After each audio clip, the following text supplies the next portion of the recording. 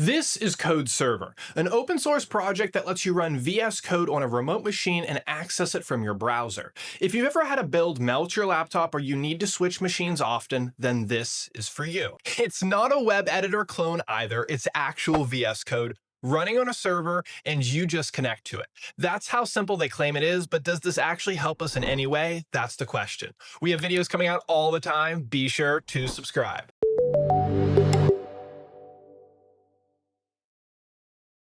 Now here's what Codeserver actually does. It runs VS Code on a remote machine.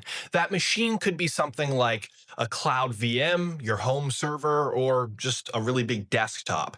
And you open it in a browser. Instead of installing Node, Docker, Postgres, Python on every device, you install it once on the server, then you can log in from anywhere. Your laptop, I guess even your phone if you really wanted to. The terminal works, extensions still work, and Git even works. Now think of it like this. Your computer just becomes the screen. The real work happens somewhere else, somewhere in the cloud per se. That's the big change here. Now this is super simple to get going. Since I'm on a Mac M4 Pro, I will run it locally here for simplicity instead of a cloud VM. First, I'll open up Docker, then in my terminal, we can run this Docker setup command. I'm going to do a quick check here just to make sure it's actually running properly. And as you can see here, it is, and I can even get the password that it returned back to me. We can now turn to localhost where it asks me to input this password, and voila, here is VS Code right in my browser. Literally, it looks the exact same. It has Copilot, it has these extensions, it has my terminal. I can drag in projects here. So if this was just a simple starter Django project that I dropped in, running code would work the same way. I'll set up a virtual environment, pip install what I need, and then run it. Now, honestly, this project is not much. This is literally just text on a Django landing page. I just wanted you to see how the terminal executes and runs here in the browser. It's all the same. Browser, VS Code, or standard VS Code, we still get that same functionality. If you've ever watched your battery drain during builds, we all have, or you heard your laptop fan compiling that Docker image, this solves that. If you find you need more power down the road, then you can just upgrade your VM. So now this changes the game slightly. There's no more works on my machine. Now it's one machine. It's one environment, the same node version, the same Docker setup, the same extensions. Every device connects to the same place.